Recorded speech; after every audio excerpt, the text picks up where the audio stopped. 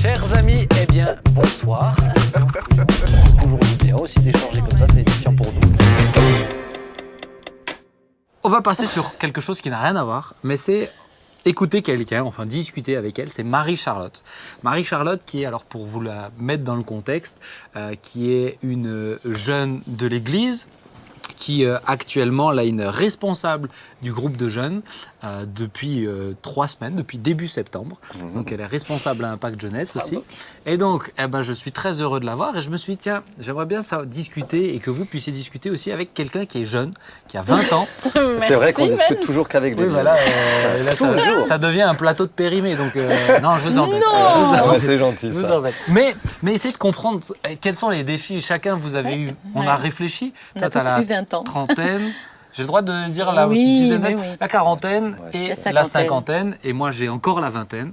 Et elle a encore la vingtaine. Et donc, voilà, discuter un petit peu de quels sont les défis, etc. Donc, j'inviterai Marie-Charlotte à bien vouloir nous rejoindre si elle le souhaite. Et puis, si elle ne le souhaite pas aussi, hein, quand même. Et tu sais que les internautes la connaissent. Merci. Bravo. Merci. Ah oui, c'est vrai Les qu'elle est internautes passée la une fois. connaissent. Elle est passée dans l'émission Notre Rendez-vous avec les questions-réponses à la fin d'un dimanche. Marie-Charlotte, je suis très très heureux de t'avoir. Bon, je te vois quand même souvent, mais peut-être pour ceux qui ne te connaissent pas, et puis vous la connaissez pas spécialement, je pense. On s'est déjà croisés. Oui, Mais l'église est grande. Alors, est-ce que tu peux te présenter? Qui es-tu? Que fais-tu? Et si toi, tu peux arrêter de te taper avec mes pieds. C'est toi qui me fais du pied. Mais c'est pas grave. Hein. Alors, qui es-tu, Marie-Charlotte? Qui je suis? Je suis Marie-Charlotte, j'ai 20 ans et je viens de côté de Mulhouse et je fais des études d'assistante sociale. Et tu bosses dans une structure, c'est super intéressant ce que tu fais. Est-ce que tu peux peut-être juste l'expliquer un petit peu? Donc je bosse dans une structure où on accompagne des ados qui sont en errance, donc qui sont accompagnés par l'aide sociale à l'enfance, ils ont été placés. On n'a pas trop de nouvelles d'eux et donc nous on intervient à ce moment-là quand les placements fonctionnent mal. Donc nous, et quand ils suivent plus de cursus scolaire, etc. Ou... Parce que errance, c'est ce mot-là que... les 3/4, même plus d'entre eux sont accrochés à rien du tout. D'accord, en fait. C'est ça. On fait le lien avec eux et une fois qu'on a le lien, alors on travaille sur l'insertion. Ouais, c'est vraiment du relationnel aussi avec eux. C'est beaucoup de relationnel, ouais. Ça, c'est intéressant. C'est très intéressant ce qu'elle fait. Franchement, si elle vous raconte un petit peu plus en off, c'est très très intéressant. Alors, Mché, je peux t'appeler Mché? Oui. Voilà, c'est mon surnom. C'est son petit surnom. Ouais. Et ça me fait bizarre de dire Marie-Charlotte. Je dois prendre une respiration à chaque fois que je dois le dire. Donc, Mché, en sachant que, je donne une petite info, mais Marie-Charlotte, c'est pas son vrai prénom. Je vous laisserai deviner. C'est pas vrai. C'est Marie. Elle a deviné. Donc, c'est Marie? Parce que tu me l'as dit hier, je crois. Ah ouais? Non, mais ça, c'est pas du jeu. Parle de moi.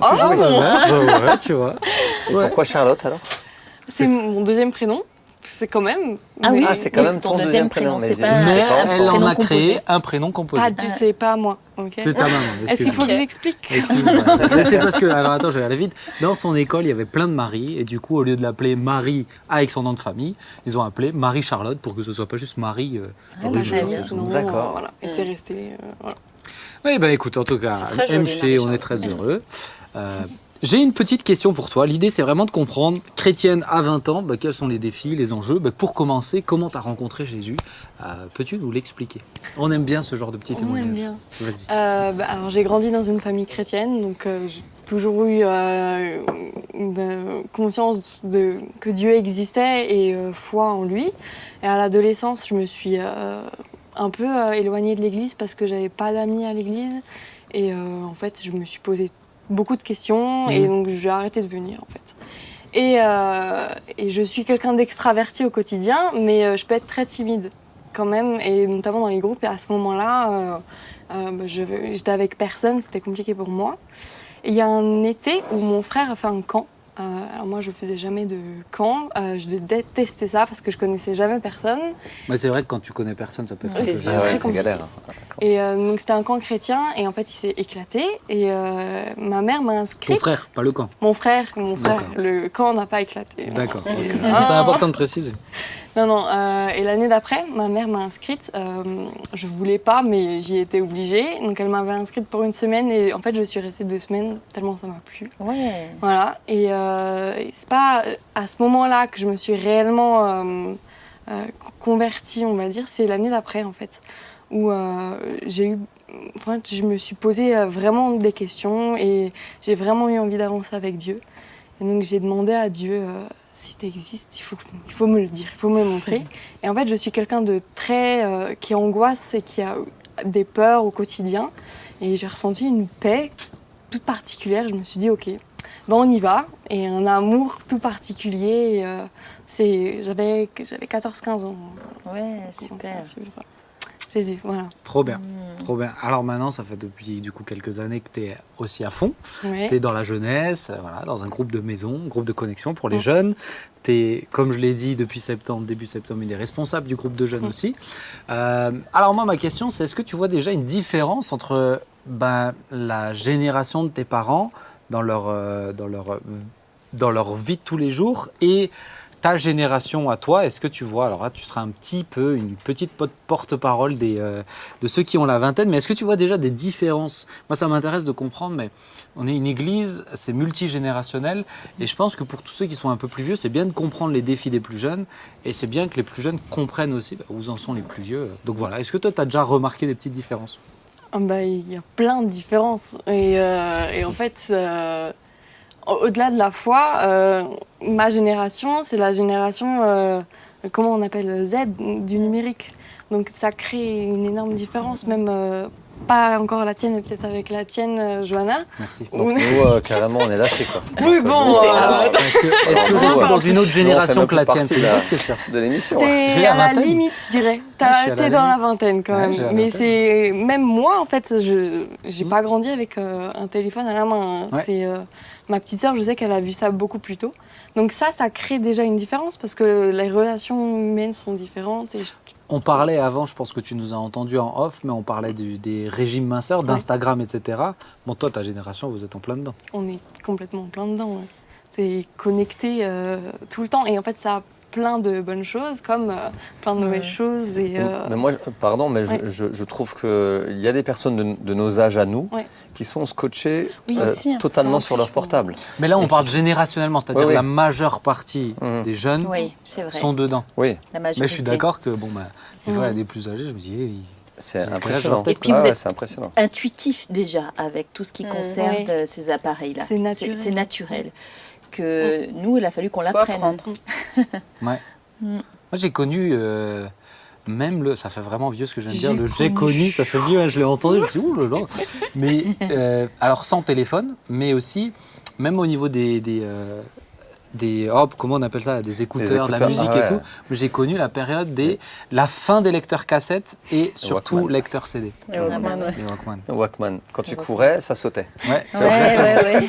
tu vois, et c'est fou, tu te dis, putain, je suis pas très vieux, mais ça fait quand même tellement longtemps, quoi. C'est impressionnant. Donc ouais, ça fait partie des différences. Tu vois un côté hyper connecté dans ta génération que tes parents n'ont pas.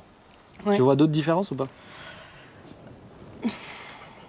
il y en a d'autres. Après, d'autres. Oui, il y en a d'autres.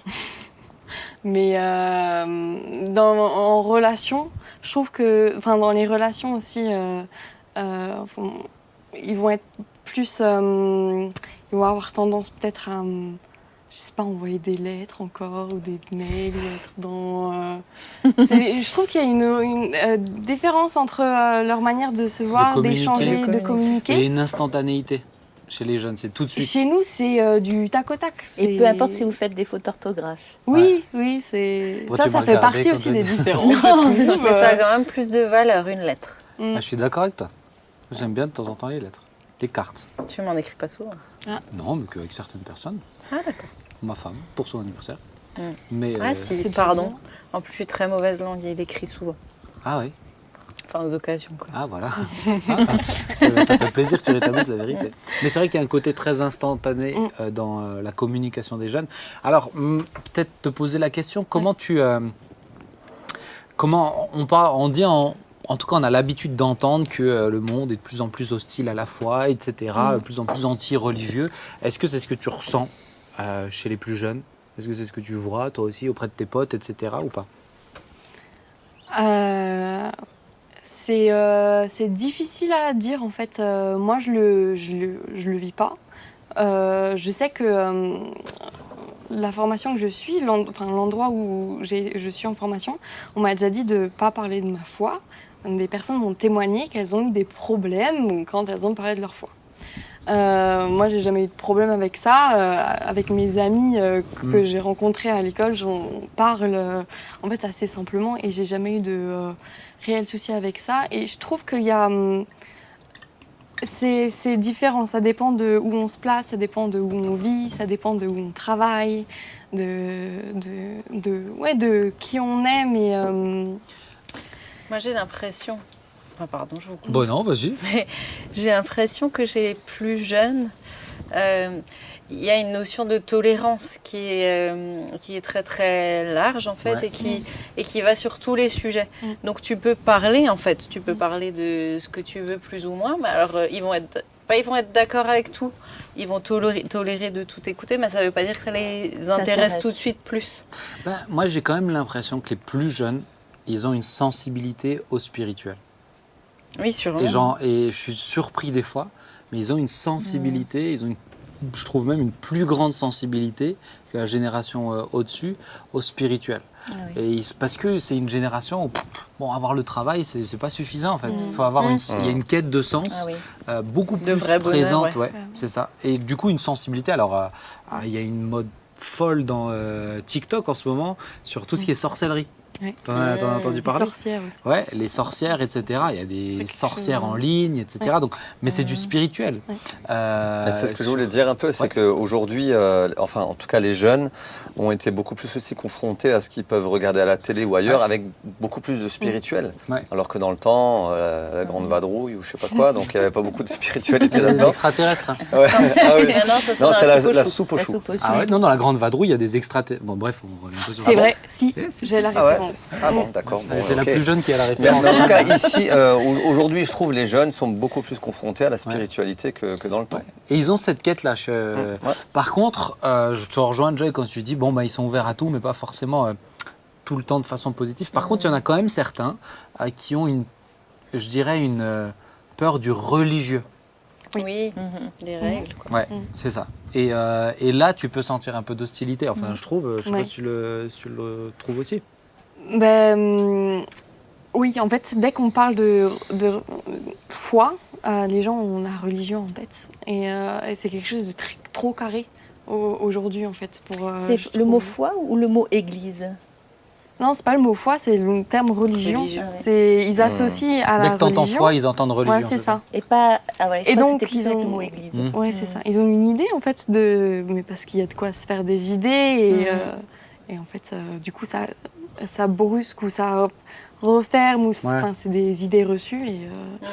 Est-ce que justement, toi, c'est facile tu témoignes facilement au niveau de ta foi ? Ça va dépendre, mais oui.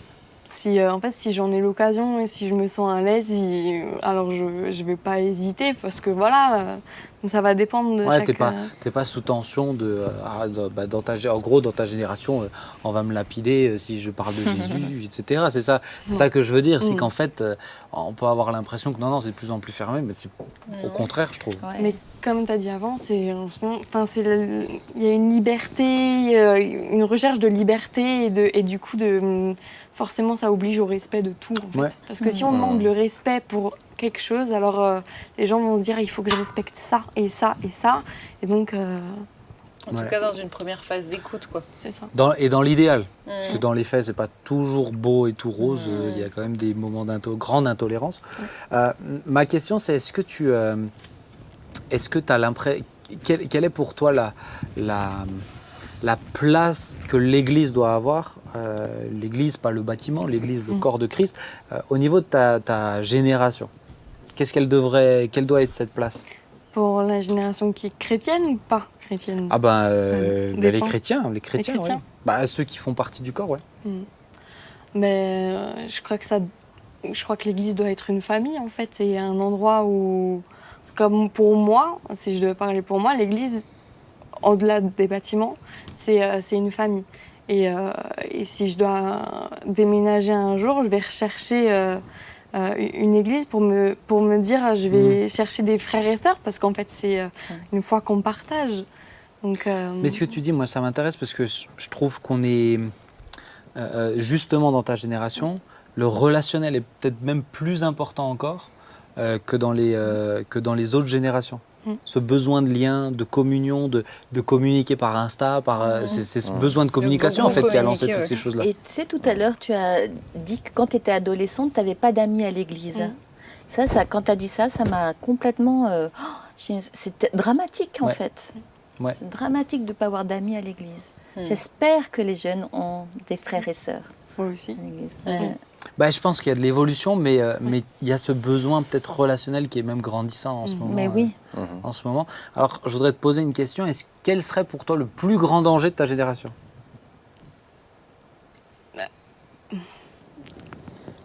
Ma génération, encore une fois, chrétienne ou... Ta génération, tout large, court. tout court.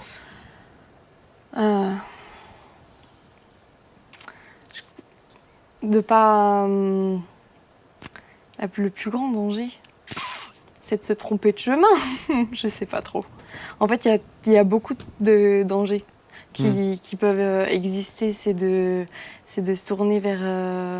En fait, dans cette recherche de vérité et de liberté, c'est de se tromper en fait de vérité. De se tromper de chemin, de partir vers un mauvais chemin. Parce que notre vie en dépend en fait. Donc... au bout du compte, si on prend un certain chemin et qu'on se trompe au tout début... Ils ont de nombreux stimuli, c'est ça. Hein. Et plein d'opportunités, en fait. Il y avait toujours cette petite phrase qui disait « T'es jeune, profite de la vie ». Quoi. Ouais. Et cette phrase-là, je trouve qu'elle t'emmène dans tous les sens, en fin de compte. Ouais. Et elle ne te donne pas une ligne que tu dois suivre dans qui tu es, dans tes valeurs. Quoi. La quête du bonheur, elle n'est pas, même si elle s'entend, mais ce n'est pas le but d'une vie, d'être épanoui. Ton bonheur, l'épanouissement, il vient quand tu fais ce qui est bon, en fait. Mais ce n'est pas la quête de l'épanouissement qui fait que finalement tu es heureux. Et je pense que ça rejoint ce que tu dis, c'est de se tromper en étant focus sur ça. Tu te trompes de l'essentiel et tu oublies tout le reste. Tu oublies tout le reste. Et c'est une génération qui est capable et du meilleur et du pire, et de beaucoup d'ouverture et beaucoup d'intolérance aussi, parce que c'est moi d'abord et mon bonheur à moi d'abord aussi. Mais je veux dire, nous, notre génération, il fallait quand même traverser certaines barrières pour accéder à certaines choses. Aujourd'hui, la génération d'aujourd'hui peut accéder très rapidement à tout, sans limite. Voyager, même tout ça. Voyager, enfin tout est possible aujourd'hui quelque part. Alors qu'avant, voyager, ne serait-ce que de voyager, tu allais avec tes parents au bord de mer, c'était content, quoi. Alors qu'aujourd'hui, ça n'a plus rien à voir. Mais aujourd'hui, tu prends l'avion, tu vas à l'autre bout du monde en quelques heures. Je veux dire, c'est rien. Pour pas trop cher. Pour pas trop cher. Faut savoir se débrouiller. En dehors de la saison Covid, quoi. Oui, en dehors de la saison Covid. C'est très juste de le rappeler. Je veux dire, pour moi, je trouve que votre génération est réellement confrontée à un vrai défi, encore plus grand, je dirais, parce qu'il y a encore plus de choses qui se présentent devant vous. Et je trouve que ça, c'est important, justement, de rencontrer des bonnes personnes qui vont emmener des valeurs et pouvoir témoigner de l'amour de Jésus pour permettre à des personnes d'entendre autre chose de ce qu'ils entendent tout le temps et constamment et qui les emmène à être complètement perdus. Quoi. J'avais une question pour Marie-Charlotte. MC. Justement, le fait que tu sois peut-être différente des autres de par tes valeurs, peut-être le fait que tu ne fumes pas, le fait que toi, de certains choix en tant que chrétienne, est-ce que ça t'a amené des jeunes vers toi pour discuter avec toi ? Dans mon travail ? Oui, dans ton travail, en tout cas. Quotidien. Chez des non-chrétiens, en tout cas, bien sûr. Oui. On fait la différence encore plus, en fait. Et alors, ça me fait rire, j'y pense, mais quand je dis une bêtise, alors moi j'ai des amis à mon école qui vont me reprendre, mais qui me disent « Jésus, il va pas être content ». Et moi j'ai rien à dire en fait, mais ça me fait mourir de rire, parce que ça marque une différence. qu'il y a une différence. Donc, et j'en suis contente en fait. Oui. Vu qu'elles me reprennent, ça me fait... C'est vrai. Si elles me reprennent... Mais en même temps, je trouve que c'est une génération qui est confrontée à beaucoup plus de choses et ça peut être à quelque part, comme tu disais, dangereux. Mais en même temps, je trouve que c'est trop beau et enthousiasmant. Tu vois. D'un autre côté, c'est des jeunes qui peuvent faire beaucoup de choses, découvrir beaucoup de choses, apprendre beaucoup de choses et aussi, en tant que chrétien, être j'ai envie de dire être sel et lumière, si on veut une expression très mais biblique. Mais tu trouves plus entreprenant presque des fois. Ouais, dans plein de domaines. C'est des jeunes qui... Nous, les générations de nos parents, etc., c'était souvent, tu as un boulot, tu restes dans ce boulot, tu pourvois... la quête du bonheur était beaucoup dans le matériel. C'est vrai. Et je trouve que peut-être ces jeunes, enfin bon, quand même, ils ont des exigences matérielles aussi, hein, les plus jeunes. Ouais, mais c'est juste. Mais que le fait d'avoir plein d'opportunités et de pouvoir découvrir beaucoup plus de choses, ça vous donne un champ des possibles très grand qui est très beau. Et il ne faut pas avoir peur non plus d'y aller, je trouve. Quoi. Bah, c'est vrai que je les trouve peut-être un peu plus Alors, c'est assez paradoxal parce qu'il y en a qui sont vraiment figés dans la peur, au point de plus sortir de chez eux. Parce qu'il y a trop de choses. Parce qu'il y a trop de choses. Et d'autres peut-être même plus entreprenants que la génération. C'est une génération très paradoxale, je trouve. Mais je me rappelle, il y a quelques années, j'étais garant spi d'un camp. Et ça m'a marqué. On était au Puy du Fou. Et il y avait le spectacle, je ne sais pas si vous avez déjà été au Puy du Fou. Non. Puy du Fou, mais incroyable. Avec plein de spectacles, etc. C'est quand on y était. T'étais avec moi. Oui, j'étais. Il y avait un spectacle de Romain. Et en fait, ce spectacle, il était là pour montrer le martyre de plusieurs chrétiens du temps des Romains. Et franchement, c'est un truc, c'est de l'évangélisation. Incroyable ce spectacle. Et là, tu as les Romains qui viennent et ils font lever. En fait, ils prennent tout le monde. Il y a, je pense, dans le stade, il y a 4000, 5000 personnes. Ils font lever tout le monde, applaudir l'empereur, etc. Et ensuite, il y a les chrétiens qui font le tour en cage et ils font. Tout le monde les fait huer. Oh là là. Tout le monde les fait huer. Et tout le monde était assis, tout le monde était assis pour ça, etc. Là, et tout le monde les fait huer. Et là, j'ai un petit groupe d'ados, ils doivent avoir entre 15 et 17 ans, mais ils doivent être 4-5. Et là, ils se lèvent tous tout seuls dans le stade en disant « Non, ouais, vous êtes trop forts, vous êtes des chrétiens, ouais !» Et franchement, nous, on était tous là, moi, garant spi, assis, toute la directrice et tout. Et j'étais en train de me dire, mais ils m'ont mis une claque. Franchement, ils m'ont mis une claque de me dire, mais spirituellement, c'était vraiment un message en fait que je voyais dedans. Mais c'est des hommes et des femmes comme ça aussi qui sont capables d'être porteurs de vie dans une génération où les clivages sont de plus en plus marqués aussi. Quand même. Et ça m'a marqué cette histoire. Je l'ai pas raconté une fois à l'église, je l'ai déjà raconté chez les jeunes. Mais c'est marquant, tu vois. C'est les seuls. Ils se sont levés en train de les applaudir, en train de dire taisez-vous, ils leur disaient incroyable. Et justement, ça me permet d'enchaîner sur la dernière partie. MG, si tu veux bien, tu restes sur cette dernière partie qui est comment témoigner. Et je trouve que c'est intéressant. Tu as 20 ans, moi j'en ai encore 27, 28. Non, j'en ai 28. Toi, tu as eu la trentaine, quarantaine, cinquantaine. Ok, comment on témoigne quand on a 20, quasiment 30 aussi, 40, 50. Comment on témoigne? Est-ce que vous avez un petit peu des conseils, des cas pratiques? Voilà. Qu'est-ce que vous auriez envie de dire? Moi, j'aime bien me dire qu'en fait, il n'y a pas de technique. Et que merci. Non, mais c'est vrai. Parce qu'il n'y a pas d'âge. Je peux pas. Enfin, j'imagine qu'on peut pas dire on témoigne d'une manière à tel âge et d'une autre à tel âge. Parce que pour moi, il s'agit de prendre en considération vraiment la personne que tu as en face de toi, de l'écouter, de l'aimer et puis de te laisser aussi inspirer par le. Je vais juste remettre bien ton micro. Merci. Pardon. Ouais, pas de problème. De te laisser inspirer par ce qu'elle te dit. Par le Saint-Esprit, surtout, parce que d'accord. Je termine sa phrase, mais c'était pas tout à fait. Non, mais je veux dire, parce que si on parle de technique... Mais oui, mais alors je suis 100% d'accord avec toi, je n'enlève en rien ce que tu viens de dire, mais il y a toujours des gens qui vont dire « Ah, mais je ne sais pas par quoi commencer. Je ne sais pas comment aborder la chose, je ne sais pas... » Mais je trouve qu'il y a différentes manières. Il y a les personnes que tu vas rencontrer comme ça, que peut-être dans ta vie, tu ne vas plus jamais revoir. Oui, c'est vrai. Donc là, c'est des fois, tu sens que tu as envie de leur dire juste quelque chose. Et puis après, tu as des gens que tu connais, que tu vois que régulièrement, des amis que tu as qui ne sont pas chrétiens. Et qui là, il y a toute une autre approche. Et après, tu n'es pas ami avec eux juste pour qu'ils deviennent chrétiens. Mais tu es ami avec eux parce que tu as envie de passer du temps avec eux. Mais automatiquement, ils te voient vivre, de comment tu parles, à quoi tu t'intéresses. Et puis ça emmène plein de bonnes discussions. Moi, on a des amis où lui, il croit vraiment aux extraterrestres. Donc, ils mettent des vidéos et tout ça. Mais alors, on rigole. Alors, comme c'est un Italien... Alors il parle fort, et du coup quand on discute des fois de la foi, alors nos femmes nous disent mais arrêtez de vous engueuler. Mais je dis mais on s'engueule pas, on discute. Parce que lui c'est un Italien et moi aussi je monte comme ça. Il exprime. Mais c'est hyper intéressant. Oui. Et je me dis Seigneur, toi tu sais, mais c'est super intéressant de pouvoir discuter, mais naturellement, je veux dire, c'est pas. Justement, il ne faut pas chercher du résultat. Ouais. Moi, je veux vraiment le dire à ceux qui nous écoutent. Il ne faut pas se mettre de pression. Quand on est chrétien, on est. Ouais. On respire, on est différent. C'est pour ça que je posais la question tout à l'heure à Marie-Charlotte. On est forcément différent quand on est alimenté par Dieu. Oui.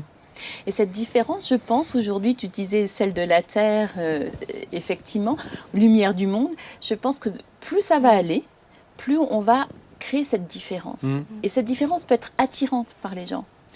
Et alors, justement, moi j'avais... Alors, j'ai dit j'avais parce que je côtoyais beaucoup plus de non-chrétiens avant de travailler à l'église. Bah oui. Et j'avais toujours une petite technique. Alors, c'est quand même une technique. Parce que quand on arrivait à me poser une question, « Ah, mais t'as toujours le sourire. Est-ce qu'il y a une raison à ça ?» Je dis, « Ah non, je préfère pas le dire. » Parce que si je vais commencer à en parler, ça va trop t'intéresser, quoi. Et après, on est... Non, je vais prêt. En fait, j'étais un peu coquine, parce que je faisais monter la mayonnaise un peu comme ça. Et donc, je le faisais pas. Parce que je savais que mes collègues, j'allais les revoir lors d'un séminaire. On a une semaine ensemble, tu vois. Puis à l'occasion d'un autre repas, et bien, la personne, mais pourquoi t'as dit ça Je dis, parce que c'est quand même un peu spécial. Et là, je redevenais vraiment sérieuse. Et c'était sûr, à coup sûr, que la personne écoutait comment j'étais devenue chrétienne. Ah, tu vois comment elle était. C'est pas mal. Autre chose aussi, c'est prier. Ouais. Là, on a célébré notre anniversaire de mariage avec Guy, et puis on était dans un pays étranger. Il n'y avait pas beaucoup de Français. Et j'ai dit, Seigneur, notre plus beau cadeau de mariage, ce serait qu'on témoigne de toi, Seigneur. Ça, j'aimerais tellement. Et puis, ça paraissait compliqué parce que les personnes autour de nous, on ne parlait pas la même langue, tu vois. Et il est arrivé un moment où on a fait une excursion et on s'est retrouvés dans un endroit où Dieu nous a placé 2 Françaises en face de nous. Parce que dans l'excursion, on était face à face. Et là, je me suis dit, ben là, ça c'est un coup du Seigneur. Je sens que je vais témoigner. Et en plus, la conversation, elle a commencé autour de la Covid-19. Puis ils nous ont demandé si on l'a déjà eu. Et je dis, pour tout vous dire, nous sommes même les premiers en France officiellement à les avoir eus. Et donc, on est rentré en fait dans la discussion de l'Église. Les évangéliques. Alors, c'était venu un peu sur le côté un peu religieux. Mais très vite, j'ai pu donner mon témoignage, surtout à l'une d'entre elles, qui en avait particulièrement besoin. Donc, priez et le Seigneur vous donne des occasions. C'est vraiment, c'est ça. Mais déjà, il faut avoir envie, en fait. On n'a pas envie de témoigner, ça commence par ça. MC, toi, comment tu fais quand tu parles de Jésus? Des techniques ou... Non, comment tu fais? Raconte-nous une histoire. Le point 1, le point 2, le point 3, jusqu'à la conversion. Il y a eu plein de moments où, avec mes amis, j'avais envie de témoigner et je sentais que si je le faisais de moi-même, c'était pas... Donc j'ai prié pour ça. Et là, j'ai en tête le fait qu'un soir, une amie on a terminé les cours, en fait, puis on allait boire un café, comme je fais assez souvent. Et elle m'a posé la question parce que je lui avais dit que j'étais chrétienne. Et en fait, on a échangé et on a eu une discussion super intéressante. Alors que j'avais prié la veille pour ça, quoi. Donc j'étais... je savais que c'était... J'ai prié pour ça. Et puis je me suis laissée conduire aussi, comme tu as dit, par le Saint-Esprit, parce que des fois, j'ai pas la réponse à tout, ou il y a des choses que je pourrais dire mal. Je me dis, ok, je me laisse juste aller, et en fait, c'était super intéressant. Et puis, moi, je trouve aussi, c'est s'intéresser aux gens. C'est ça. Mais c'est ça. C'est-à-dire que des fois, les aimer. Des fois, on se dit, je sais pas comment aborder la chose. Mais en fait, il y a rien à... Intéresse-toi aux gens. Apprends à connaître la personne. Pose des questions à la personne. C'est ça. Et la personne te posera des questions. Moi, je sais que je pense que pour le coup, c'est une facilité que j'ai, c'est que je peux m'intéresser facilement vite à beaucoup de choses. Et donc, le gars qui est coutelier, ça peut me passionner, mais presque à oublier de parler de Jésus, quoi. Mais je pense que c'est sûr que montrer aux gens aussi qu'on s'intéresse. Je pense que c'est ça, moi, un sentiment que j'aime pas trop. Quand j'ai des témoins de Jéhovah qui me tapent à la porte, c'est qu'ils sont là pour me vendre quelque chose. C'est ça. Et ce que tu disais tout à l'heure, je trouve que c'est important de pas se mettre de pression non plus, être dans cette démarche de dire Seigneur, donne-moi des opportunités et saisir l'opportunité quand elle vient. mais pas non plus se dire chaque nouvelle personne que je rencontre, il faut absolument que... Puis on rate des opportunités. Et moi, je sais que là aussi, il ne faut pas se culpabiliser parce que combien de fois, moi, je me suis dit, oh mince, là, j'ai raté le coche.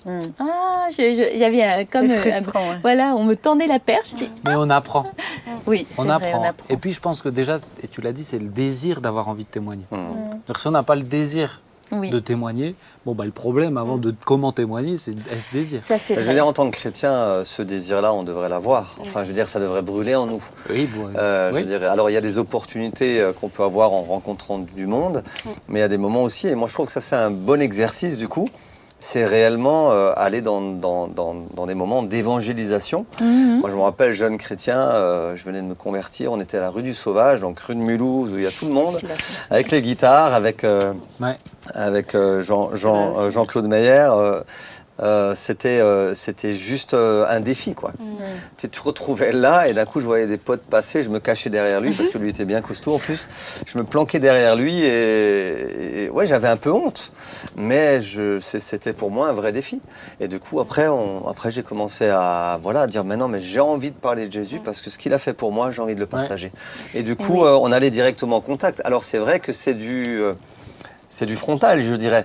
C'est une one shot. mais c'est hyper formateur en vérité, parce que la façon d'aborder les gens, c'est pas juste Jésus t'aime, tiens, c'est j'aimerais vous parler d'un message, et du coup tu apprends quelque part sur le terrain à parler de Jésus sans être trop. Mais une fois j'étais en ville en Suisse, et puis je sais plus, je me demande si j'avais pas pris des jeunes. Je leur ai dit, venez, on va parler de Jésus. Ou je sais plus si j'avais été tout ça. Je me suis dit, tiens, je vais aller voir un truc. Et je suis allé voir des gens. Je leur ai dit, excusez-moi, est-ce que je peux vous poser une question? Ils me disent oui.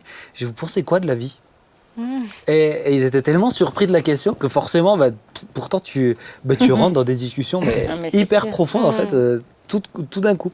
Les gens se sentent pas offusqués parce que c'est pas une question. Mais c'était pas une technique. Je me suis juste dit, ça m'intéresse de savoir. Qu'est-ce que vous pensez de la vie, en fait? Mais je pense que c'est ça. En fait, il faut.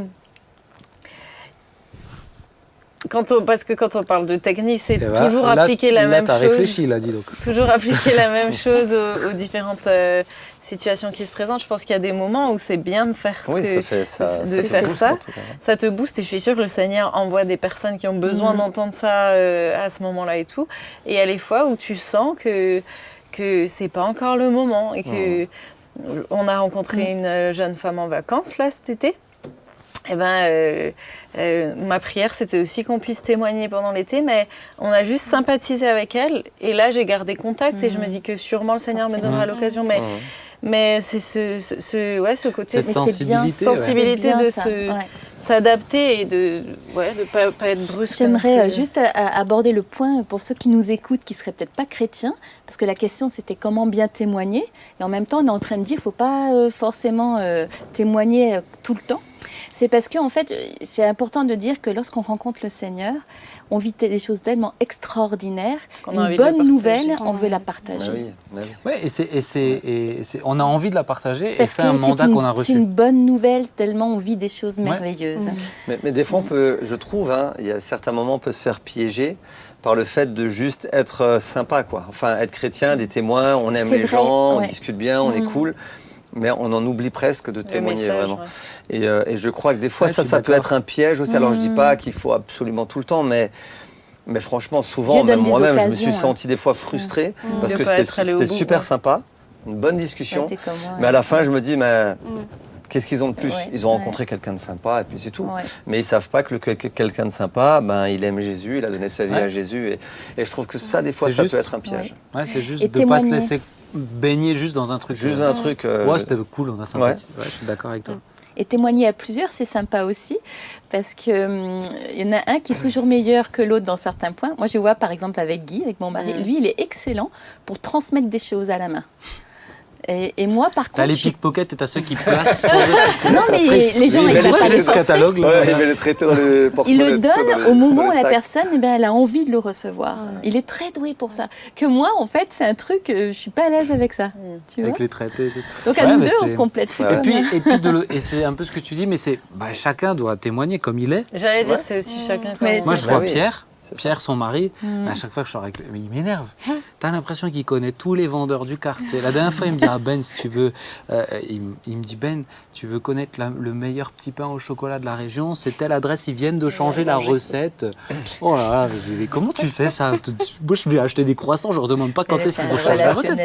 Mais il est doué comme ça, en fait. Et ça, je pensais bien aussi, faut amener comme on est, et puis tout simplement. Après, je dirais des fois, l'endroit le plus difficile de témoigner, c'est dans la famille. Oui. Quand ils ne sont pas chrétiens, bien sûr. Mais c'est nul n'est prophète dans son pays, c'est ce qu'il fait. Là, tu dis pas grand-chose. Mais là, c'est les actes. Et pourtant, ils ont vu ton changement. Pour moi, ils ont vu mon changement. Et c'est ça qui est fou, c'est qu'ils ont vu le shift. Mais au début, j'en ai j'en ai tellement parlé qu'à un moment donné, j'ai trop fait. Et là, c'est les actes et c'est l'intercession. Et au début, on en parle beaucoup. Au début, des fois, on peut faire des erreurs par rapport à ça. Les amis, le temps est passé et j'aimerais qu'on puisse s'arrêter là parce que le temps est vraiment passé. En tout cas, j'ai été très heureux d'être avec vous, très heureux d'être avec toi, Mché. Moi aussi. Merci beaucoup pour ces moments, ces échanges. Et puis encore une fois, vous qui nous suivez, il y a de tout. Peut-être que tout vous correspond pas, mais en tout cas, ça peut nous aider à ouvrir notre esprit à d'autres choses, d'autres personnes qui vivent d'autres choses. Et puis peut-être que ces petits tuyaux aussi pour témoigner, vous donner un cœur plus simple, sans pression ni stress, ça c'est le plus important, et toujours en faisant confiance au Seigneur avec cette soif-là. Donc je vous dis rendez-vous vendredi prochain à 19h, on continue. N'oubliez pas, toute cette émission est diffusée sur les plateformes de podcast en audio, donc voilà, vous pouvez les écouter quand vous le voulez, vous pouvez partager, liker, encourager, peut-être MG dans les réseaux, vous pouvez chatter, vous pouvez faire votre vie, tout simplement. Non, mais vous y êtes. Non, on est trop vieux. Voilà. Je vous dis à la semaine prochaine. Que Dieu vous bénisse. Ciao, ciao.